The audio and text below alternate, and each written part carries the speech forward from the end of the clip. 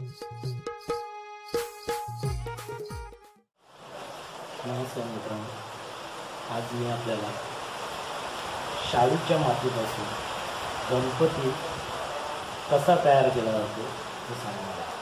हे सांगण्याचं तात्पर्य म्हणजे नुकताच आता कोरोना विषाणूच्या प्रभावामुळे बाजारपेठ बंद आहे, मूर्तिकारांचे हाल झालेले आहेत, मूर्तिकारांना कामगार भेटत नाही आहे, त्या कारणाने किंवा सामाजिक परिस्थिती पाहून मूर्तिकारांनी खूप कमी प्रमाणात मूर्त्या बनवलेल्या आहेत किंवा त्यांना बनवताही आलेल्या नाही आहेत, कारण का त्यांच्या योग्य मॅनपॉवर नसल्याकारणाने खूप कमी प्रमाणात मूर्त्या बाजारात आहेत। गणेशोत्सव हा पूर्वीपासून सुरू केलेला उत्सव आहे आणि हा उत्सव चालू असताना हा कसा काय आला, सर्व समाजामध्ये कसा काय निर्माण झाला याचा मी काही वर्षापूर्वी शोध घेत होतो की ज्या काळामध्ये कोणत्याही मंदिरामध्ये कोणत्याही धर्मातल्या जातीतल्या काही जातीतल्या लोकांना मंदिरामध्ये प्रवेश देता येत नव्हता, तर त्यांच्या घरी हा गणेशोत्सव हा देव कसा काय आला। तर जसं आपल्याला सांगितलं जाते की टिळकांनी सार्वजनिक गणेशोत्सव सुरुवात केली आणि जनसामान्यांपर्यंत गणेशोत्सव पोचला। हे पुण्याला झालं, पण मी आता माझ्या गावी आहे कोकणामध्ये गणेशोत्सवाची कशी सुरुवात झाली तर मी काही माझ्या आजी पणजी ह्या ज्या वयस्कर आहेत, ज्यांचे वय 100 वर्ष किंवा त्याहून जास्त झालेली आहे, त्यांना विचारलं की बाबा हा गणेशोत्सव कसा चालू झाला। तर त्यांनी सांगताना मला सांगितलं की अमुक वाडीतला एक व्यक्ती आपल्या दरवाजामध्ये गणेशाची मूर्ती सोडून गेला आणि ती मूर्ती देव दरवाजात कसा ठेवायचा म्हणून आपल्या वाडीतल्या लोकांनी तो घरी आणला आणि नंतर एकाच्या घरी दुसऱ्याच्या घरी असं गणेशोत्सव घरोघरात साजरा करून जावं लागला। नंतर मुलांच्या हौसेखातीर किंवा एक गणेशाची ओढ म्हणून भक्ती म्हणून असं प्रत्येकजण आपापल्या घरामध्ये गणेश मूर्ती आणू लागला आणि आता कोकणातला हा एक महत्त्वाचा सण झालेला आहे। पण आता जर बाजारात गेला तर आपल्याला असं माहिती पडतं की मूर्त्याची किंमतही जास्त आहे किंवा आता ज्या कोरोना विषाणूच्या प्रादुर्भावामुळे लोकांची जी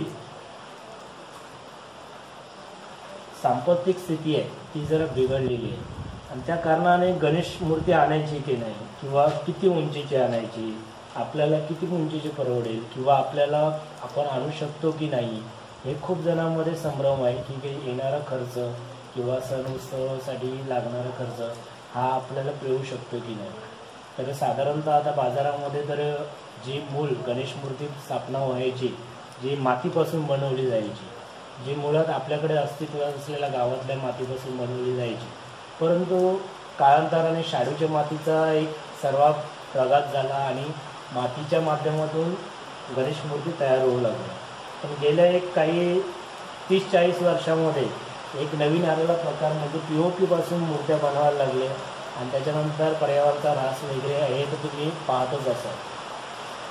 तर आपण जे मुळात आपली गणेश उत्सव संस्कृती ज्या मुळात आपल्यापर्यंत पोचलेली आहे, जी काय 100 वर्ष 200 वर्षापासून आपण साजरी करत आहोत किंवा काही जण अगोदरपासूनही साजरी करतात, तर तो उत्सव आपण घरच्या घरी कसा साजरा करू शकतो किंवा त्याचा मूळ उद्देश म्हणजे एक मूर्ती बनवणं ही एक कला आहे आणि ह्या कलेमधून आपण स्वतःची स्वतः मूर्ती बनवून आपण एक चांगलं माध्यम एक चांगल्या प्रकारे आपण कला सादरीकरण करू शकतो। त्यासाठी मी आता इथे शाडूची माती घेतलेली आहे, तुम्हाला उपलब्ध असले तुमच्या गावाची कोणतीही माती जी सुकून फाईन केलेली असेल म्हणजे चाळणीने चालवून घेतलेली असेल, मग ती कोणतीही माती असून दे, मग ती मुरमाची माती असून दे किंवा अन्य कोणतीही माती असून दे, ती मुरमाची माती असून दे, खाण असून दे, टेराकोटा असून दे, जे तुम्हाला उपलब्ध होईल अशी माती घ्यायची आहे आणि त्या मातीमध्ये हळूहळू पाणी मिश्रित करायचं।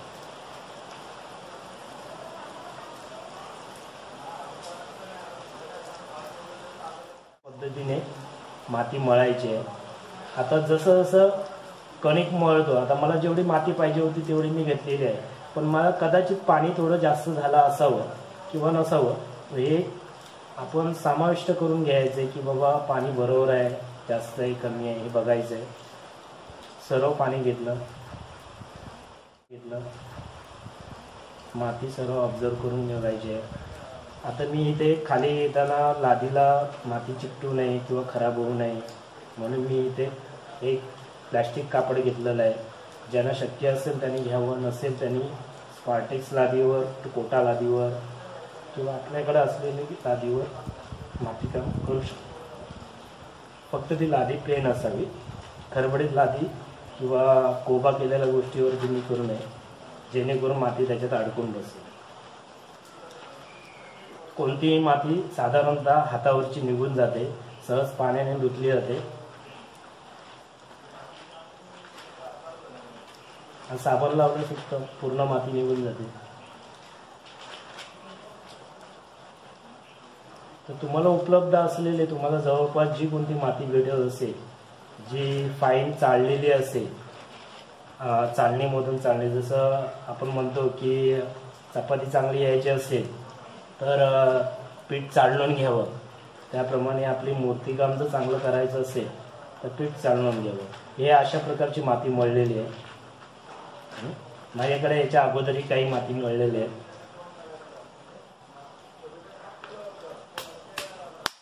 माती अशी झाली पाहिजे. इथे माझ्या हाताचे जे रेषा आहेत, हस्तरेषा आहेत, त्या सुद्धा उमटलेल्या आहेत, तुम्हाला चांगल्या प्रकारे दिसतील.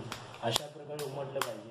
एकदा माती मळून झाल्यानंतर आपल्या हातावरची जी एक्स्ट्रा माती आहे ती सुद्धा त्या मातीला चिकटली पाहिजे, आपल्या हाताला चिकटली नाही पाहिजे. ही चांगली. हे साधारणतः एक कणिकाचा गोळा जसा बनवतोय तस त्या प्रकारचा गोळा बनवलेला आहे. आणि त्या गोळ्याच्या साह्याने आपल्याला मूर्तीचं, आता हे पिठाच्या गोळ्याचं माप घेतलं मी, जे आपल्या चपातीला लागतं. एक मोठी चपाती बनवायची असली तर एवढा साधारणतः पिठाचा गोळा लागेल, तेवढ्या गोळ्याचं माप घेतलं आणि त्याला चौरसाकृती आकार दिला. कसा देता येईल तुम्हाला? हाताच्या साहाय्याने देता येईल, पेपरच्या खालच्या लादीच्या साहाय्याने देता येईल. आता हा साधारणतः आपला बेस झाला. एक गणपतीला आपण बेस बनवतो, तो बेस झाला. जसं जसं काम करत जाऊ तसं जसं याच्यामध्ये आकर्षकता वाढत जाईल. आता फक्त हा चौकोन दिसतोय, मग हा काय, आपली एक गणपतीला बसायची जागा आपण एक तयार केली. जसं आपल्याला वेळ जास्त भेटेल तसं आपण त्याच्यावर जास्तीत जास्त काम करायचं आहे. त्याच्यानंतर आपण एक आकार निश्चित करायचा आहे की गणपतीच्या पायांचा आकार, हाताचा आकार, आणि जसं आपले पाय आहेत, आपले हात आहेत, एक प्रपोर्शनमध्ये असतं. जेवढे हात असतात तेवढेच पाय असतात. पायाच्या मांडीचा भाग जास्त मोठा असतो, तर पोटरीचा आणि नंतर पायाच्या तळव्यापर्यंतचा भाग हळूहळू कमी होत जातो. त्या प्रकारेच आपण विचार करायचा. एक साधारणतः अशा प्रकारे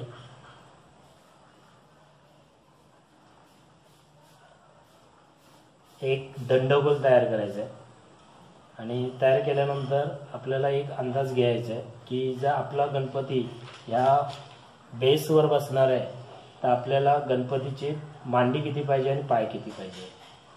तर मी इथे आता एक ठरवलं की बाबा मांडी एवढी एवढी ठीक आहे. पायाचा आपण तळव्यापर्यंतचा भाग घेऊया, पुढचा भाग आपण नंतर अटॅच करू शकतो. नंतर सहज आपण पाय मोडतो, जसा आपण गुडघ्यामध्ये मोडला होतो तसा पाय मोडून घ्यायचा.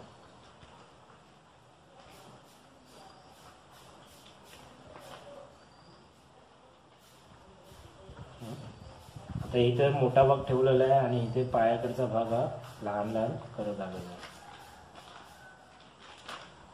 ही छोट्या गणपती म्हणजे हा आता गणपती बनेल साधारणतः 6 इंच आकाराचा बनेल, म्हणजे अर्धा फूट आकाराचा बनेल. या प्रकारे आपण माप घेतलेलं आहे. जसं जसं माप वाढत जाईल तसं सर्व ठिकाणचं माप वाढवायचं आहे. म्हणजे पायापासून पाय, पोट, डोकं या सर्वांचं माप वाढवत जायचं आहे. हे बेस जर तयार तुमचा झाला की तुम्हाला आपोआप अंदाज येईल की बाबा हे पाय किती ठेवायचे, काय किती. जसं का मी आता एक नळकंडी घेतली आणि नंतर इथं तोडली, कारण का मला अंदाज आला की नाही हे जास्त होतंय. बरोबर आहे.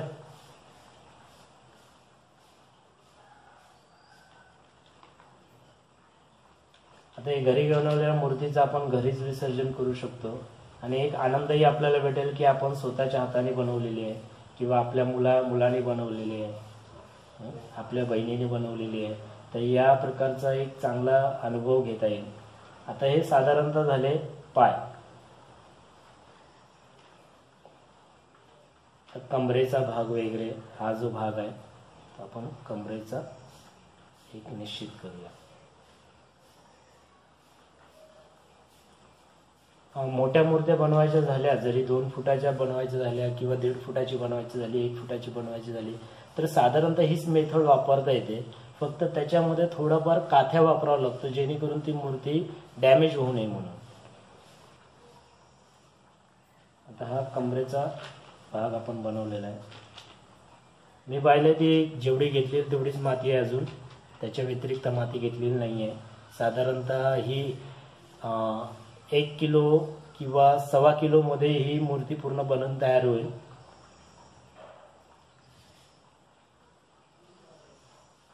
पण जर बाजारातून तुम्ही आणत असाल तर तुम्ही जेवढ्या मापाची बनवणार त्याच्यात थोडी जास्त माती घेऊन यायची. साधारणतः 6 इंचाची बनवायला तुम्हाला 1.25 किलो लागेल माती आणि पावडरच्या स्वरूपात बाजारात उपलब्ध आहे. तर जसं जसं तुम्ही मूर्ती मोठी कराल, जसं 6 इंचाच्या 8 इंचाची करायला गेलाल तर ती 1.5 किलो नाही लागणार आहे किंवा 1.25-2 नाही लागणार आहे. 8 इंचाची मूर्तीला डायरेक्ट तुम्हाला 2 किलो किंवा 2.5 किलो माती लागेल. आणि त्याच्यानंतर तुम्ही 1 फुटाची करायला गेलात तर तुम्हाला ती माती जवळजवळ 5 किलोच्या दरम्यान लागेल. कमी जास्त हे प्रमाण होऊ शकतं, कारण तुम्ही माती कशी रचता त्याच्यावरही अवलंबून आहे. तुम्ही त्याच्यामध्ये पोकळी निर्माण करताय की नाही तेही तुम्हाला पाहावं लागेल. त्यानुसार मग तुम्हाला माहिती पडेल की बाबा माती किती लागते. एक साधारणतः 1 फुटाची मूर्ती बनवायला 5 किलो माती जाईल. जर ती 1.5 फुटाची असेल तर मी माझी 1.5 फुटाची एक मूर्ती मी तुम्हाला शेवटी दाखवीनच की जिला रंगकाम केलेलं आहे. त्याला साधारणतः 7.5 kg माती लागलेली आहे. पण मी ते मूर्ती जवळजवळ पूर्ण पोकळ ठेवण्याचा प्रयत्न केला जेणेकरून ती हलकी होईल. कारण का शाडूच्या मातीच्या मूर्त्या ह्या, आता मी एक गोळा बनवला, एक छोट्या फुलका बनवतो त्याच्यापेक्षा जरा मोठा गोळा आहे आणि त्या गोळ्यापासून मी गणपतीचं पोट बनवणार आहे. आता या पोटाला अंगठ्यानेच मी चेस्टचा भागही तयार करतोय आणि पाठीचा भागही तयार करतोय.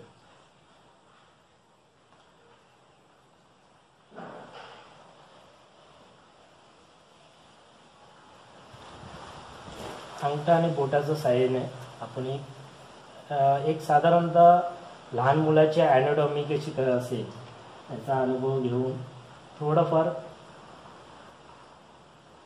त्याचं बेसिक स्ट्रक्चर आपण एक तयार केलं.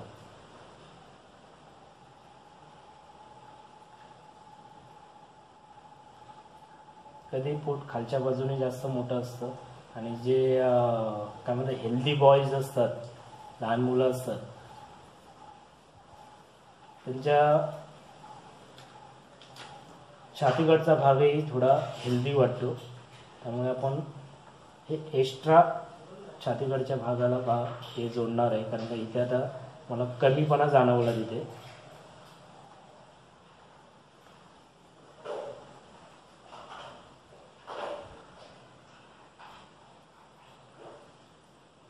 तुम्ही व्हिडिओमध्ये बघू शकता की बोटाची ठेवण कशा प्रकारे केली. दोन्हीकडे सारखी जरी केली तरी चालेल, कारण का मी आता जी मूर्ती बनवतोय ती मिडल अलाइनमेंटने बनवतोय. जर एका साईडला झुकलेली असेल, एका साईडला वाकलेली असेल, तर जसं तुम्हाला फोटो तुमच्याकडे उपलब्ध होतील गणपतीचे, ज्या गणपतीची पोज पाहिजे असेल त्याच्यामध्ये तुम्हाला ते समजेलच. हे आपले जे हाताखालचा भाग असतो, बरगडी म्हणतो, त्या ठिकाणी थोडं दाबून घ्यायचं.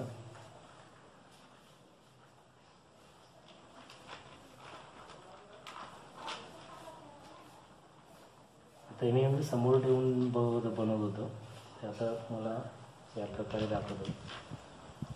यानंतर बेसिक आपल्याला हात बनवायचे. आपण कोणतेही रचना अजून फुल अँड फायनल केलेली नाही आहे. हात बनवायचे तर हात कशा प्रकारे आहेत, तर एक आशीर्वादाचा हात आणि एक मोदक असलेला हात असं आपण बघतो. तर साधारणतः डावा हात हा मोदकाचा आणि आशीर्वादाला उजवा हात असं ठेवतात बहुतेक जण. असं काही कुठे नियमावली नाही किंवा अशी काही प्रथा नाही किंवा कोणता हात कसा असावा. फक्त एक मोदकाचा हात आणि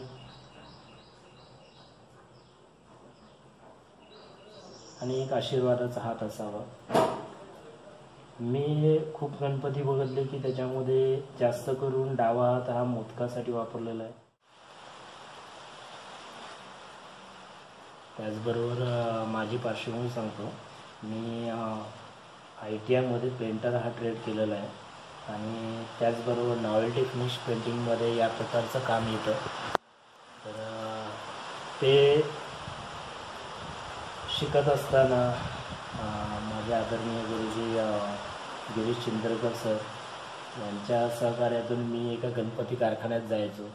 पण तिथे POPच्या मूर्त्या होत्या. तिथून मला काही मातीबद्दलचं नॉलेज काही भेटलेलं नाही. पण मी जेव्हा JJ स्कूल ऑफ आर्टमध्ये हॉबी क्लासला जायला लागलो, एक सिरॅमिकचा एक हॉबी क्लास असायचा. आता मी एक अंदाज बांधतो की बाबा गणपतीचं डोकं किती असेल, एक अंदाज बांधला. जेवढा अगोदरचं पिठाचा जे पोट बनवायला जो गोळा घेतला होता त्याच्यापेक्षा लहान घेतला आहे. पण मला आता अंदाज येतो की नाही बाबा, हे जर घेतलं तर मग हे अजून लहान वाटतंय, तर मला अजून थोडा मोठा गोळा करायला लागेल आणि थोडी माती अजून एक्स्ट्रा घेतो. पण पोटाचा जो गोळा बनवला होता त्याच्यापेक्षा थोडी माती कमी घ्यायची, ती जास्त होता कामा नये, नाही तर डोकं मोठं होईल आणि नंतर मध्ये डोकं बॅलन्स करणं कठीण जाईल. आता आम्ही हा डोक्याचा भाग बनवला. ह्या भागाला मला जिथं डोळे बनवायचे तिथे अशा प्रकारे तुम्हाला दिसत असेल 2 बोटाने हे आता नाक आपोआप वर तयार झालं आहे. फक्त 2 साईडला 2 बोटाने 2 अंगठ्याने असं दाबलं आहे आणि नाक तयार झालं आहे. आणि एक चांगलं एक हे असतं की गणपतीला नाक तोंड म्हणजे ओठ नसतात, हनवटी नसते, त्यामुळे दिसण्याचे भाग जरा कमी असतात. फक्त एक सोंड काढली की गणपती झाला. म्हणजे हे एक चांगलं आपल्याला आपण हे करू शकतो की बाबा लगेच आपल्याला माहिती भेटू शकते की बाबा हे लगेच आपल्याला जमू शकतं. अशी गोष्ट आहे की हातपाय काढले की तोंडावर जास्त आपल्याला एकरूपणा करायची गरज नाही, फक्त डोळे जरा सांभाळावे लागतात, बाकी काही करण्याची गरज नाही लागत, ते आपोआप आपल्याला जमून जातं. ह्या एका डेमोमध्ये मी जास्तीत जास्त माहिती देण्याचा प्रयत्न करतोय, पण ते लांबलचक होऊ नये म्हणून सुद्धा मी थोडं काही गोष्टी आहेत ते फास्ट घेतोय, जे तुम्हाला स्वतः जेव्हा माती हाताळाल तेव्हा तुम्हाला ती स्वतः माहिती पडत जाईल की बाबा आपण काय करायला पाहिजे होतं किंवा कसं करायला पाहिजे होतं.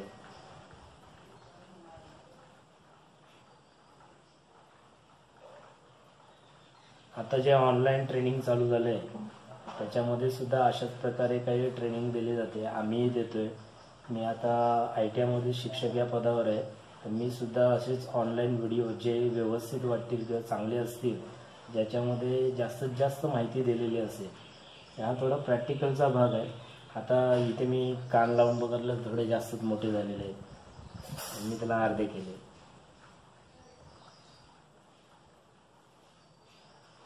म्हणजे एक अशी वाटी घेतली, एक वाटी तयार केली आणि त्याच्यातला अर्धा कान दुसरा आणि अर्धा कान इकडे लावला तरी चालू शकतो.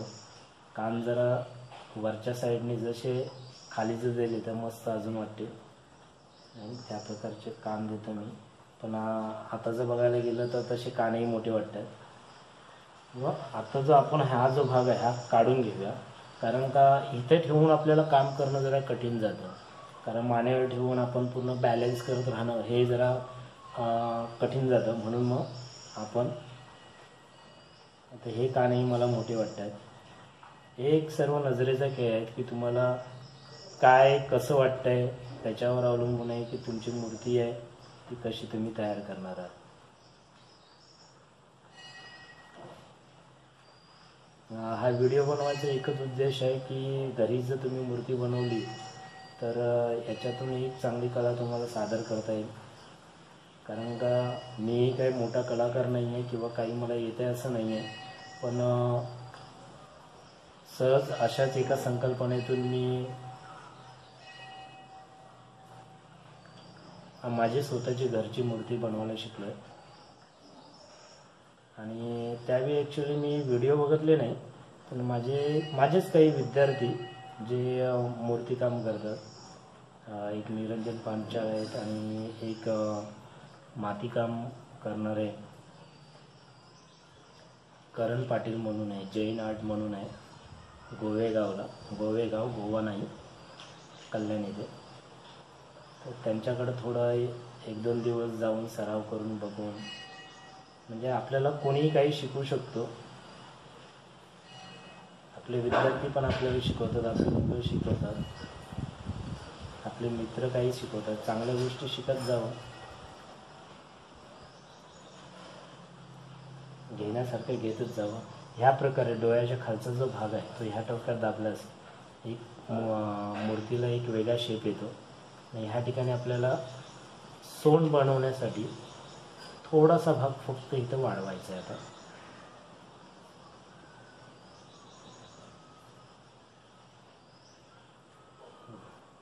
आता ह्या भागानुसार आपल्याला एक जाणवेल की बाबा आता आपली सोंड झालेली आहे. सोंडेखाली एक गणपतीला किंवा हत्तीच्या मुखाने गणपती बनलेला आहे.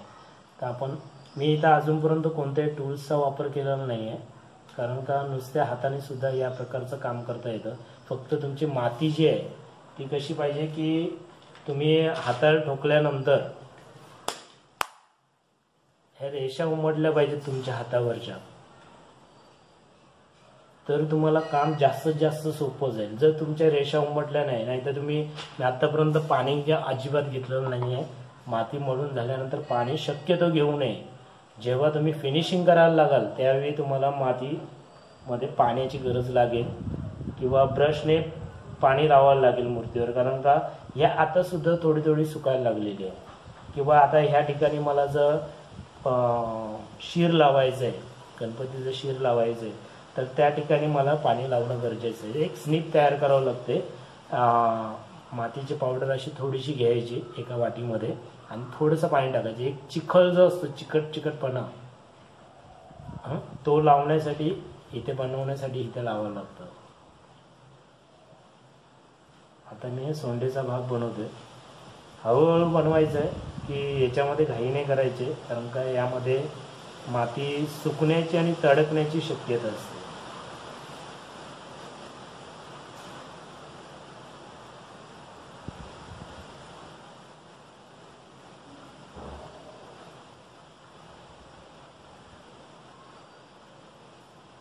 ही साधारणतः एवढी लांब मला सोंड पाहिजेच आहे. अजून याला बारीक केली तर अजून चांगली आहे. आणि या ठिकाणी थोडी जाडी करावी लागेल. आता हे करत असताना माझ्या हाताची जी हीट आहे, हातामध्ये जी उष्णता आहे, त्या उष्णतेमुळे काही ठिकाणी इथे तडे पडलेले दिसत आहेत. ही माती सुकली आहे त्या हाताच्या उष्णतेने. तर त्यासाठी आपल्याला उपाययोजना करायची आहे की आपण आत्ता तुर्तास ही सोंड बाजूला करायची आहे, तिला थोडं पाणी लावायचं आहे आणि बाजूला ठेवून द्यायचे, जेणेकरून ती सुकणार नाही लगेच. आणि तीच सोंड नंतर इथे लावायची आपल्याला.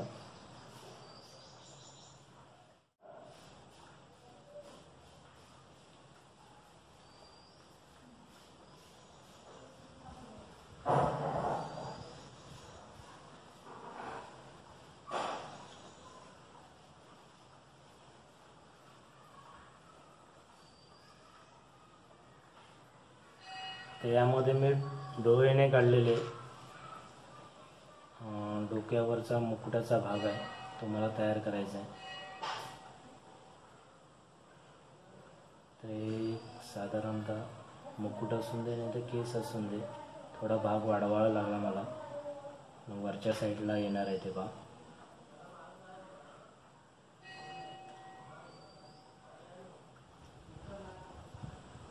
साधारणतः आपण गणपती बनवताना एक ह्युमन बॉडी वापरतो आणि शेर जे असतं ते हत्तीचं वापरतो. दोघांचं संमिश्रण होणं गरजेचं आहे. आणि तसं हत्ती काढणं, हत्ती आणि मानवामध्ये काही जास्त फरक नाही आहे, कारण तोही कुटुंबस्थळ आहे आणि आपणही कुटुंबस्थळ आहोत. आपण कुटुंबासोबतच राहतो आणि कुटुंबाला धरूनच असतो.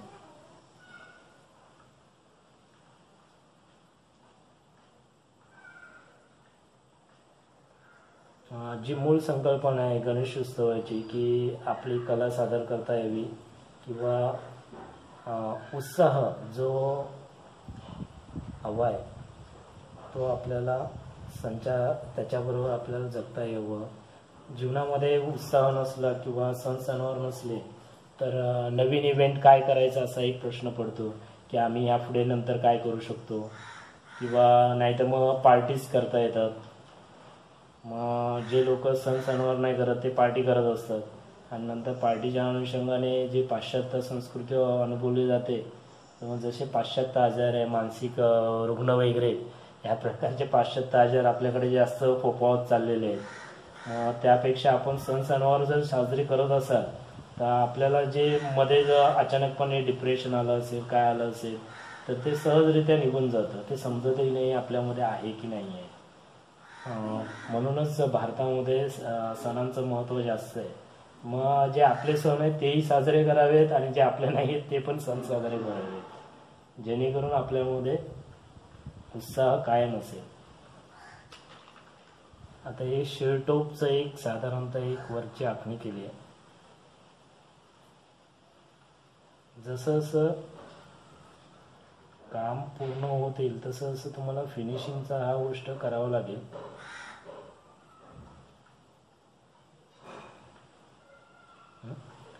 आता इथे गणपतीचं शिर लावलंय,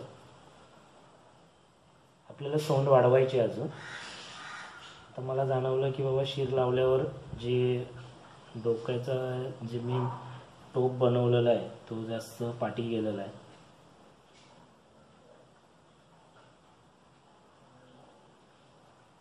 थोडासा पुढे घेतला.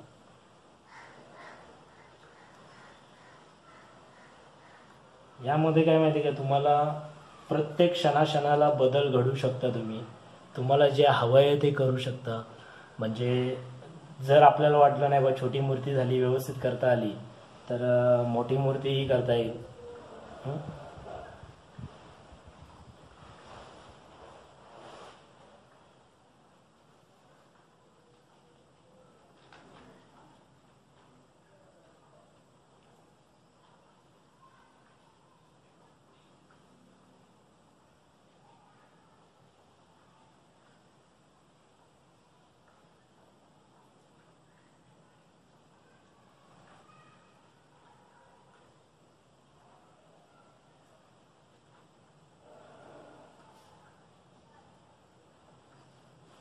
आणि जेव्हा डोळे करायचे असतील त्यावेळी त्या डोळ्याच्या आकाराची अशी थोडीशी माती घ्यायची, एकदम थोडी, दोन्ही समान माती, गोळे बनवायचे आणि ते थोडेसे दाब द्यायचे. एक साधारणतः अंडगोल आकार तयार होतो, पण त्या अंडगोल नाही ठेवायचा, इथं साईडला कॉर्नर जर असं दाबायचा, जो आपल्या डोळ्याचा आकार असतो साधारणतः. दोन्ही सारखे गोळे घेतले तर बरे पडतील. आता हे वरतून का चिकटवायचे, कारण का आपल्याला ते परत कोरून काढायचे आणि जे काढले जातील जे वुडन टूल्स असतात त्याच्या साहाय्याने. घरच्या घरी जर असाल तर जे काही तुम्हाला टोकेरे असं भेटेल त्याच्या साहाय्याने तुम्ही काढू शकता. आता माझ्या हाताच्या जवळ हे भेटलं आहे. हे आता आहे काय, तर पूर्वी थर्माकोल कटिंगसाठी वापरलं जायला टूल आहे, ते मला भेटलेलं आहे आणि मी त्याच्या साहाय्याने हे डोळे करतो. डोळे करताना एक गोष्ट लक्षात ठेवायची, पहिला बाहेरचा भाग, आउटर भाग घ्यायचा. आता इथं माती जास्त झालेली जाणवते मला, त्यामुळे मी अर्धी माती काढून टाकली.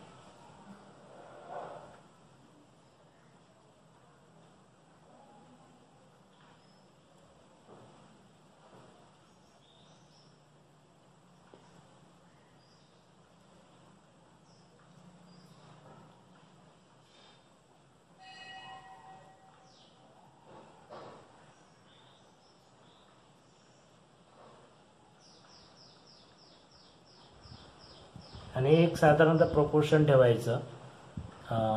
हे डोळे जर एवढे आहेत तर याच्यामधला गॅप तेवढाच राहिला पाहिजे आणि त्याच्यानंतर तेवढेच दुसरे डोळा.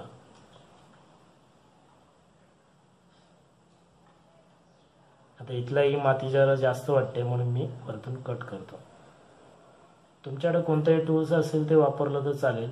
काहीच नाही करता आलं तर तुमच्याकडे साधा ब्रश असेल, त्याच्या बाजूला त्याच्या उलट्या बाजूला जी काठी असेल त्याला तुम्ही सुरी किंवा कटरच्या साहाय्याने एक धारदार शेप करून अशा प्रकारचं किंवा असा क्रॉस फ्लॅट आकाराचा तुम्ही आकार तयार करू शकता. मी तुम्हाला तेही दाखवण्याचा प्रयत्न करेन.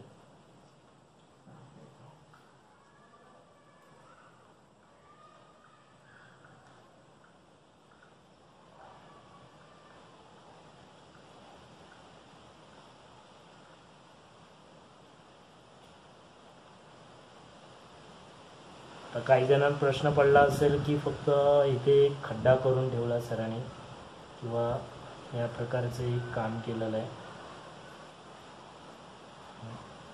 तर हे आपलं तात्पुरतं काम आहे. अजून आपण याच्यावर फिनिशिंग नाही केलेली आहे.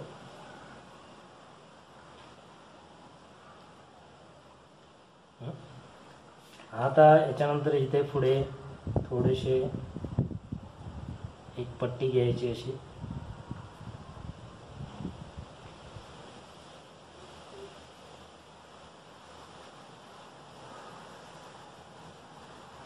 आणि एकदम बारीक अंगठा आपण इथे लावतो. आता या पट्टीचा फायदा कसा घ्यायचा,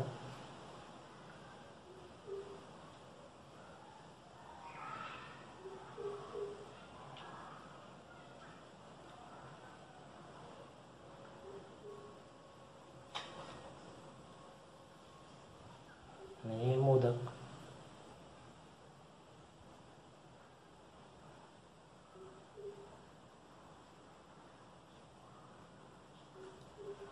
मी तुम्हाला सांगितलं की माझ्या आजीने मला सांगितलं होतं की बाबा अशा प्रकारे याहीपेक्षा म्हणजे साधे एक हात पाय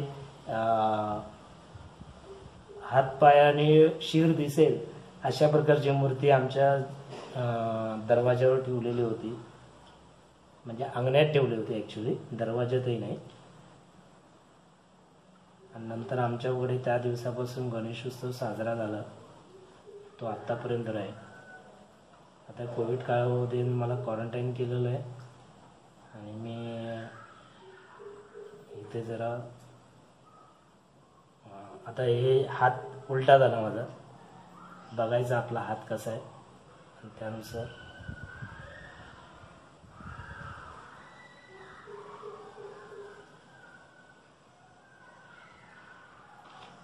सेम पद्धत.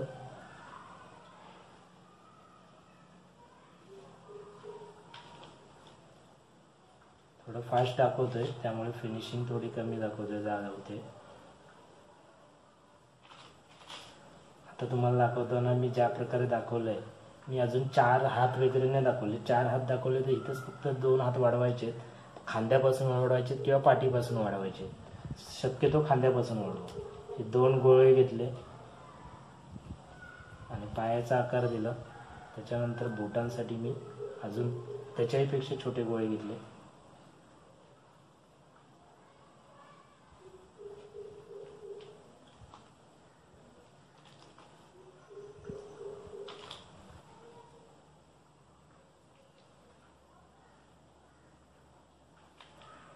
हे करता येईल थोड्या वेळाने, थोडंसं त्याला मॅचअप व्हायला गरजेचं आहे.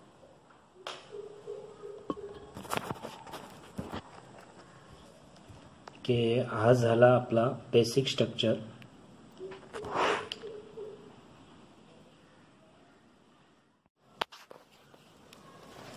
आपला बेसिक स्ट्रक्चर झाला. आपण पाठीकडचा भाग अजून बनवला नाही आहे, तर अजून फिनिशिंगने बनवता येईल पूर्ण स्वरूप. आता याच्यामध्ये मी धोतर आहे ते ॲक्च्युली गणपतीला दाखवलेलंच नाही आहे, मातीमध्ये नाही दाखवलेलं आहे. कारण का मला धोतर हे कापडाचं शिवायचं आहे. कारण का माझे भाऊ एक टेलर आहेत आणि त्यांनाही आवड आहे की बाबा गणपतीसाठी एक चांगलं वेगळं स्ट्रक्चर बांधता येईल. इथं दागिनेही नाही लावलेत, ते दागिने मी डायमंडचे लावणार आहे, जे माझ्याकडे ऑलरेडी तयार केलेले आहेत. आणि एक सिंपल असतं, जसं तुम्हाला गणपती तयार करताना एक बेसिक स्ट्रक्चर दाखवलं होतं, बेस दाखवला होता, तो बेस तयार करून त्याच्यावरती रचलेली मूर्ती. आज आपण आताच पाहिलं की माती कशी मळायची आणि प्रतिकात्मक गणपती मूर्ती कशी तयार करायची, छोट्या स्वरूपात कशी करायची, त्या अनुषंगाने मोठ्या स्वरूपात कशी करता येईल त्याच्याबद्दल आपल्याला माहिती घेतली. आता आपण गणपतीसाठी आवश्यक असा 2 गोष्टी असतात, एक तर मोदक आणि दुसरी म्हणजे उंदीर. उंदीर साध्या सोप्या पद्धतीने कसा तयार करावा याचा आपण एक डेमो घेणार आहोत. तर हा एक असा गोळा घेतलेला आहे, हा गोळा घेतला, दंडगोल केला, तो साधारणतः एक्स्ट्रा असलेला भाग काढून टाकला. एक साधारणतः उंदीर एवढ्याच आकाराचा असतो, पाठचा आकार उंदराचा मोठा असतो, तर उंदराच्या पुढचा आकार हा टोकदार असतो, म्हणजे जर तोंड आहे ते जरा टोकदार असतो. मानेकडचा भाग जरा खाली दबलेला असतो. बहुतेक आर्टिस्ट उंदराला कमी महत्त्व देतात, की जे प्रोफेशनलमध्ये मूर्ती वगैरे बनवतात, POPच्या खास करून मूर्त्या असतात, त्याच्यामध्ये उंदराचं स्थान नगण्य असतं. फक्त नाक तोंड दिसेल एवढंच उंदीर दिसतो. ॲनाटॉमीचा जास्त काही विचार केला जात नाही. आपणही तेवढाच विचार करणार नाही आहोत, पण जेमतेम ॲनाटॉमी येईल याचा आपण अभ्यास करणार आहोत. तोंड आणि हे पुढचे पाय, हा पाठचा पाय, हे पोट, ह्याच प्रकारे ह्या साईडलाही पुढचा पाय, पाठचा पाय आणि पोट. आता आपलं तोंड जरा मोठं झाल्यासारखं वाटतं आहे, म्हणून आपण काही भाग तोंडाचा काढणार आहोत.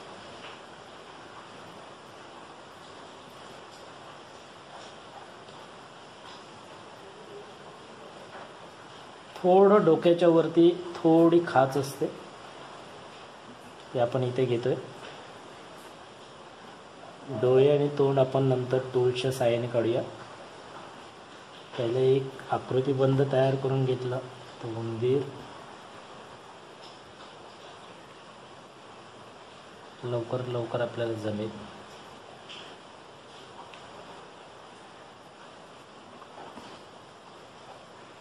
थोडी माती घेतली, बेसिक स्ट्रक्चर, उंदराचा पाय,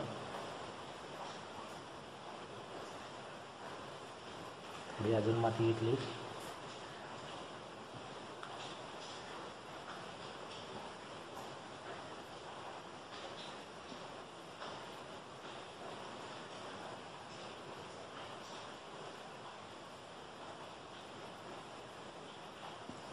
हे असंच काढायचं असं काय नाही. तुम्हाला जसं वेगळं जर वाटलं, वेगळ्या प्रकारे आपण काढू शकतो, तर आपण त्या प्रकारेही करता येऊ शकेल.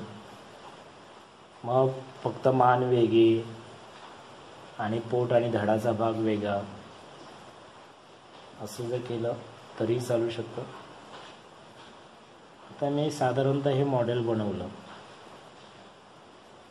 आणि महत्त्वाचं म्हणजे शेपूट.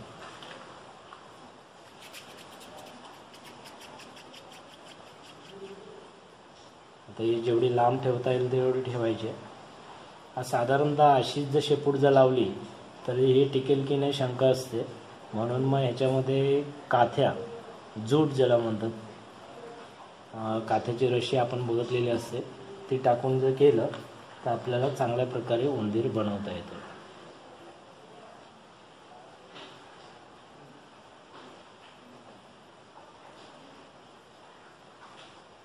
जसं जसं सुकत जाईल तशी माती क्रॅक पडेल, म्हणून याच्यामध्ये काथ्या टाकायचं आहे.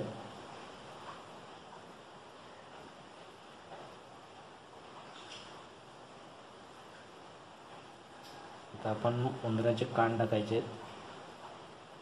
कान कसे तयार करता येतील ते बघूया. यस, उंदराला कान मोठे असतात. शेपूट नंतर लावता येईल आपल्याला.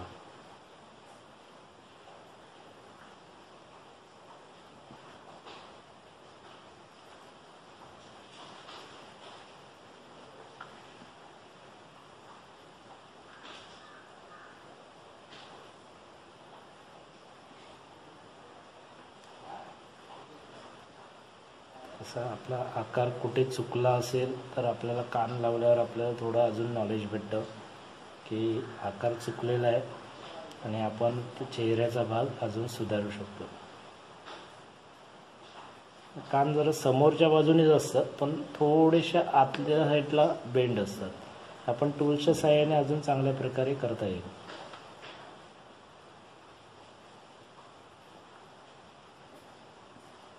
हा आपण मध्ये दाबलेला भाग पुन्हा दाबायचा आहे जेणेकरून डोळ्याचा भाग हा वरती येईल. आता आपण पहिला डोळ्याचा भाग काढताना डोळा जो आहे हा तिथे एक काठी लावून बघायचं आहे की आपण बरोबर काढतोय का, म्हणजे होल पाडून बघायचं आहे. त्याच्यानंतर जो वरती जर एखादा मणी वगैरे ठेवता आला, म्हणजे काळीपोतचा मणी वगैरे, जे मंगलसूत्रामध्ये काळीपोत वापरली जाते, काळे मणी वापरले जातात, त्या प्रकारचे मणी वगैरे वरती ठेवले तर अजूनच चांगलं दिसतं. कारण का रंगकाम झाल्यावर असे जर मणी लावले तर त्याची चमक जी असते ते उंदराच्या खऱ्या डोळ्यासारखे दिसते. त्याला उंदराचं शीर.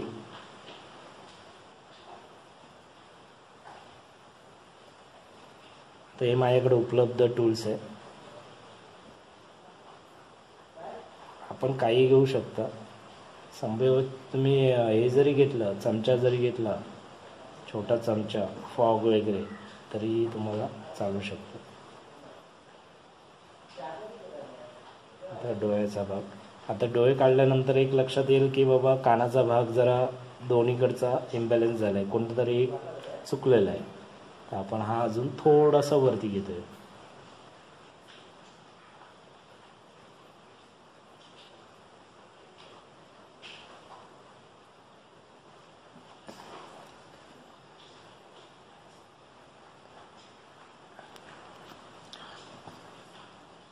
माझं काम आहे, कॅमेरामन थकलेला आहे, त्या हात वरती ठेवून त्याला कंटाळा आलेला आहे. तर एक सांगणं आहे कॅमेरामनला की बाबा जरा स्थिर ठेवा हात, आपल्या प्रेक्षकांना चांगला दिसू दे, उंदीर कसा येतं ते. आणि हा आपला उंदीर. याच्यावर जेवढं काम करू तेवढं आपण याच्यावर जास्त अजून काम करू शकतो की बाबा अजून चांगला दिसेल, रेखीव दिसेल, यासाठी आपण प्रयत्न करतोय. मी आता तुम्हाला दाखवताना कोणते टूल्स जास्त करून वापरत नाही, जे काही उपलब्ध असेल असं साधन वापरतोय. तुम्ही घरच्या घरी, म्हणजे टूल्स नाही म्हणून आम्हाला करता येणार नाही असं काही नाही. तुमच्या हाताच्या बोटांवर अवलंबून आहे की बाबा तुम्ही कसं काम करू शकता, किती चांगल्या प्रकारे काम करू शकता.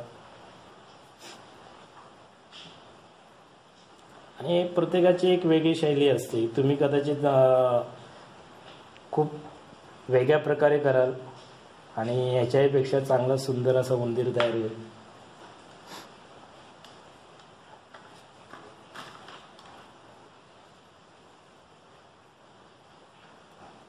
तर मी हा भाग पण वापरू शकत होतो, असं काही नाही की तोच भाग वापरायला पाहिजे.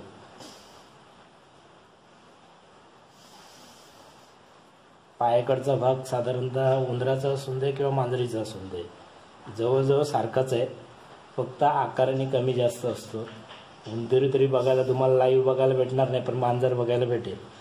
तर मांजर बघितल्यावर तुम्हाला माहिती पडेल की बाबा उंदराचा शेप, पायाकडचा भाग कसा असेल बसल्यावर, जवळजवळ सारखाच असतो.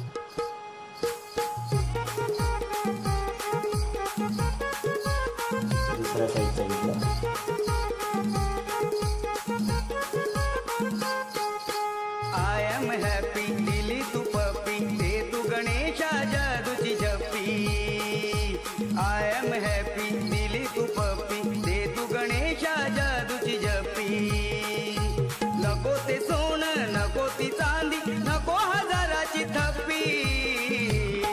गणराया माझ्या अपराधा द्यावी माफी, गणराया माझ्या अपराधा द्यावी माफी, गणराया अपराधा द्यावी माफी, गणराया माझ्या अपराधा द्यावी माफी. आता ही शेपटी तुम्हाला दाखवण्यासाठी मी ह्याच्यामध्ये काढता नाही दिलं आहे, कारण काय जास्त वेळ व्हिडिओ चालू ठेवला तर तुम्ही बघणार पण नाही, मला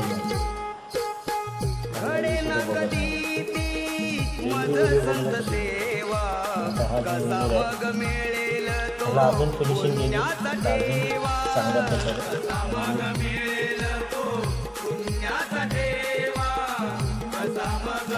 काय झालं. आता तर मला ह्याला वेगळा शेप द्यायचा, त्याला कुठे दुसरीकडे उंचावर ठेवायचं, तर मी